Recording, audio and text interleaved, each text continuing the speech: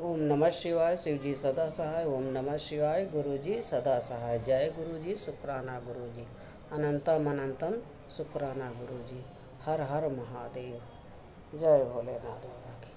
आज मैं रुद्र संहिता का पार्वती खंड 24वां अध्याय प्रारंभ करने जा रही हूँ। जय गुरुदेव। देवताओं का भगवान शिव से पार्वती के साथ विवाह करने का अनुरोध। भगवान का विवाह के दोष बताकर अस्वीकार करना तथा उनके पुनः प्रार्थना करने पर स्वीकार कर लेना। ब्रह्मा जी कहते हैं, नारद देवताओं ने प्रभु वहाँ पहुंचकर भगवान रुद्र को प्रणाम करके उनकी स्तुति की। तब नंदीकेश्वर ने भगवान शिव से उनकी दीन बंधुता एवं भक्त वत्सलता की प्रशंसा करते हुए कहा, प्रभु, देवता और मुनि संकट में पड़कर आपकी शरण में आए हैं। सर्वेश्वर, आप उनका उद्धार करें। दयालु नंदी के इस प्रकार सूचित करने पर भगवान शंभु धीरे धीरे आँख खोलकर ध्यान से उपरत हुए। समाधि से विरत हो परम ज्ञानी परमात्मा एवं ईश्वर शंभु ने समस्त देवताओं से इस प्रकार कहा। शंभु बोले, श्री विष्णु और ब्रह्मा आदि देवसरो, तुम सब लोग मेरे समीप कैसे आए? तुम आपने आने का जो भी कारण हो वो शीघ्र बताओ। भगवान शंकर का ये वचन सुनकर सब देवता प्रसन्न होकर बताने के लिए भगवान विष्णु के मुँह की ओर देखने लगे। तब शिव के महान भक्त और देवताओं के हितकारी श्री विष्णु मेरे बताए हुए देवताओं के महत्तर कार्य को सूचित करने लगे। उन्होंने कहा, शंभु, तारकासुर ने देवताओं को अत्यंत अद्भुत एवं महान कष्ट प्रदान किया है। यही बताने के लिए सब देवता यहाँ आए हैं। भगवान, आपके औरस पुत्र के ही तारक दैत्य मारा जा सकेगा और किसी प्रकार से नहीं। मेरा ये कथन सर्वथा सत्य है। महादेव, इस प्रकार विचार करके आप कृपा करें।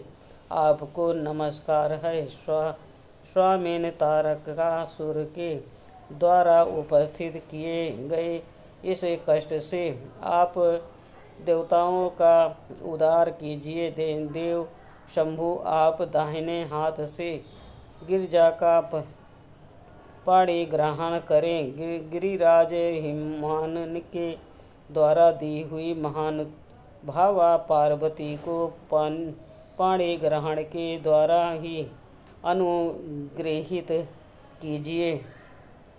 श्री विष्णु का ये वचन सुनकर योग प्रायण भगवान शिव ने उन सबको उत्तम गति का दर्शन कराते हुए इस प्रकार कहा।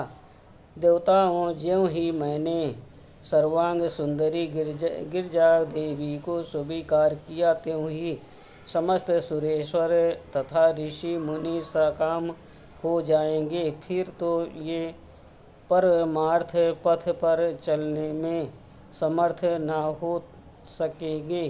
दुर्गा, आपने पाणी ग्रहण मात्र से ही कामदेव को जीवित कर देंगी।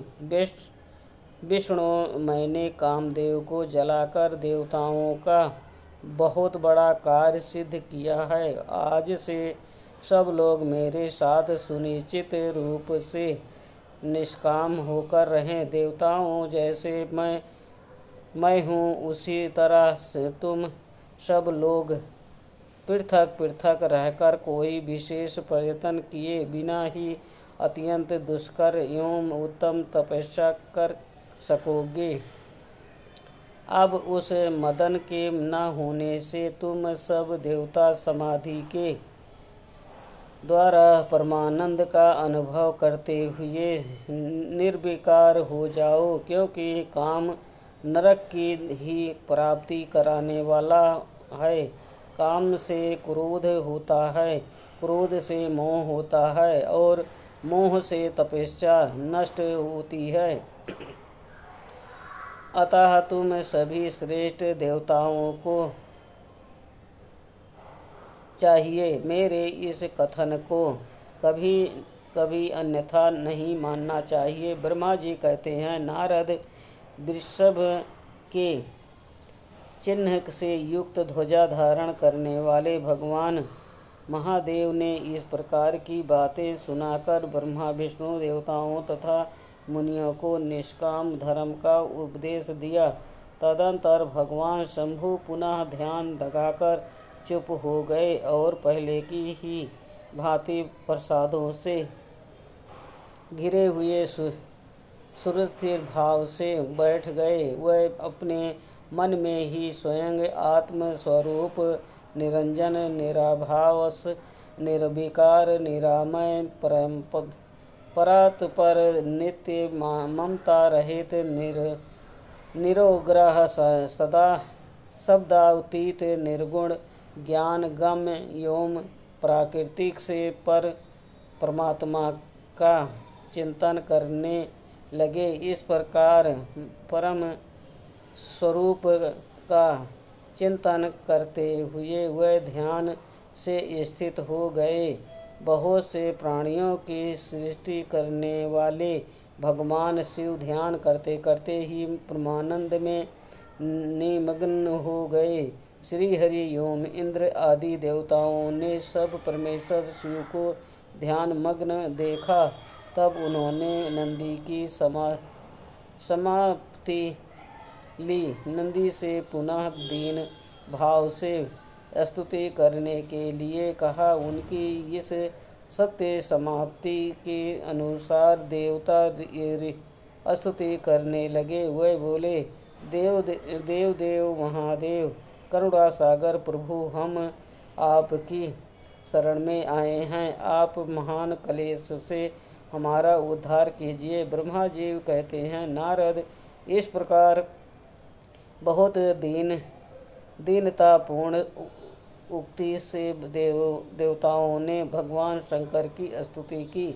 इसके बाद वह सब देवता प्रेम से व्याकुल चित हो उच्च स्वर से फूट फूट कर रोने लगे। मेरे साथ भगवान श्रीहरि उत्तम भक्ति भाव से युक्त हो मन ही मन भगवान शंभु का स्मरण करते हुए अत्यंत दीनतापूर्ण वाणी द्वारा उनसे अपना अभिप्राय निवेदन करने लगे। देवताओं के मेरे तप श्रीहरि के इस प्रकार बहुत स्तुति करने पर भगवान महेश्वर अपनी भक्त वत्सलता के कारण ध्यान से विरत हो गए। उनका मन अत्यंत प्रसन्न था। वह भक्त वत्सल शंकर श्रीहरि विष्णु को करुणा दृष्टि से देखकर उनका हर्ष बढ़ाते हुए बोले, विष्णु ब्रह्मण तथा इंद्र आदि देवताओं, तुम सब लोग एक साथ यहाँ किस लिए अभिप्राय से आए हो? मेरे सामने सच सच बताओ। श्री हरि ने कहा, महेश्वर आप सर्वज्ञ हैं, सबके अंतर्यामी ईश्वर हैं। क्या आप हमारे मन की बात नहीं जानते? अवश्य जानते हैं। तथापि आपकी आज्ञा से मैं स्वयं भी कहता हूँ। सुखदायक शंकर, हम सब देवताओं को तारकासुर के आने अनेक प्रकार का दुख प्राप्त हुआ है, इसलिए देवताओं ने आपको प्रसन्न किया है। आपके लिए ही उन्होंने गिरिराज हिमालय से शिवा की उत्पत्ति कराई है। शिवा के गर्भ से आपके द्वारा जो पुत्र उत्पन्न होगा उसी से तारकासुर की मृत्यु होगी, दूसरे किसी उपाय से नहीं। ब्रह्मा जी ने उस दैत्य को यही वर दे दिया है। इस कारण दूसरे से उसकी मृत्यु नहीं रही है। अतएव वो निडर होकर सारे संसार को कष्ट दे रहा है। इधर नारद जी के आज्ञा से पार्वती कठोर तपस्या कर रही हैं। उनके तेज से समस्त चराचर प्राणियों सहित त्रिलोकी आच्छादित हो गई हैं। इसलिए परमेश्वर आप शिवा को वर देने के लिए जाइए। स्वयं देवताओं का दुख मिटाइए और हमें सुख दीजिए। शंकर मेरे तथा देवताओं के हृदय में आपके विवाह का उत्सव देखने के लिए बड़ा भारी उत्साह है। अतः आप यथोचित रीति से विवाह कीजिए।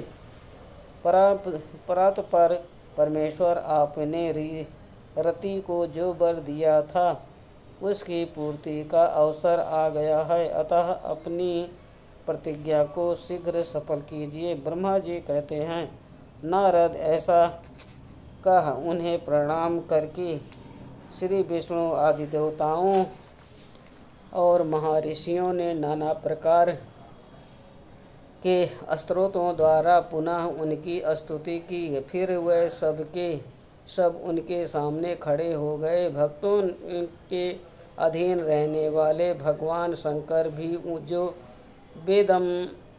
वेद मर्यादा के रक्षक हैं, देवताओं की बात सुन हंसकर बोले, हे हरे, हे विधे और हे देवताओं, तुम सब लोग आदरपूर्वक सुनो।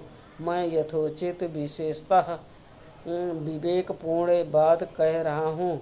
विवाह करना मनुष्य के लिए उचित कार्य नहीं है, क्योंकि विवाह दृढ़ता पूर्वक बांध रखने वाली एक बहुत बड़ी बेड़ी है। जगत के में बहुत से कुसंग हैं, परंतु स्त्री का संग उनमें सबसे बढ़कर है। मनुष्य सारे बंधनों से छुटकारा पा सकता है, परंतु स्त्री प्रसंग रूपी बंधन से वो मुक्त नहीं हो पाता। लोहे और काठ की बनी हुई बेड़ियों में दृढ़ता पूर्वक बांधा हुआ पुरुष भी एक दिन उस कैद में छुटकारा पा जाता है, परंतु स्त्री पुत्र आदि के बंधनों में बांधा हुआ मनुष्य कभी छूट नहीं पाता। महान बंधन में डालने वाले विषय सदा बढ़ते रहते हैं। जिसका मन विषयों के वशीभूत हो गया है, उसके लिए मोक्ष स्वप्न में भी दुर्लभ है। विद्वान पुरुष यदि सुख चाहता है तो वो विषयों को विधि पूर्वक त्याग दे। विषयों को विषय के सम्मान बताया गया है, जिनके द्वारा मनुष्य मारा जाता है। विषयी के साथ वार्ता करने मात्र से मनुष्य क्षण भर में पतित हो जाता है। आचार्यों ने विषय को मिलाई हुई वारुणी मदिरा कहा है। यद्यपि मैं इस बात को जानता हूँ और यद्यपि विषयों के इन सारे दोषों का मुझे विशेष ज्ञान है, तथापि मैं तुम्हारी प्रार्थना को सफल करूँगा, क्योंकि मैं भक्तों के अधीन रहता हूँ और भक्त वत्सलता बस उचित अनुचित सारे कार्य करता हूँ। इसलिए तीनों लोकों में यथोचित कर्ता के रूप में मेरी प्रसिद्ध है। भक्तों के लिए मैंने अनेक बार बहुत से प्रयत्न करके कष्ट सहन किए हैं। गृहपति होकर विश्ववानर मुनि का दुख दूर किया है। हरे विधे, अब अधिक कहने की क्या आवश्यकता है। मेरी जो प्रतिज्ञा है उसे तुम सब लोग अच्छी तरह जानते हो। मैं ये सत्य कहता हूँ कि जब जब भक्तों पर कहीं विपत्ति आती है, तब तब मैं तत्काल उनके सारे कष्ट हर लेता हूँ। तारकासुर से तुम सब लोगों को जो दुख प्राप्त हुआ है, उसे मैं जानता हूँ और उसका हरण करूँगा, ये भी सत्य सत्य बता रहा हूँ।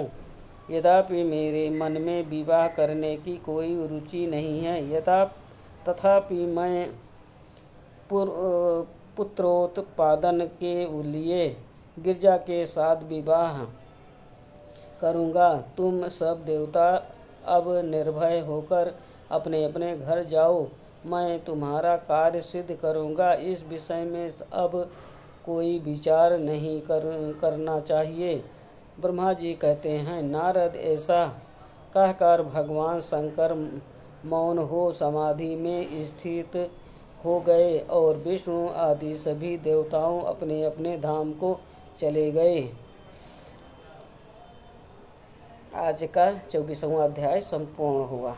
ओम नमः शिवाय। शिव जी सदा सहाय। ओम नमः शिवाय। गुरु जी सदा सहाय। जय गुरु जी। शुक्राना गुरु जी। अनंतम अनंतम अनंतम शुक्राना गुरु जी। हर हर महादेव। जो शिव पुराण पढ़ने में भूल चूक हुई हो माफ़ करना प्रभु, माफ़ करना गुरु जी। जय गुरु जी। जय।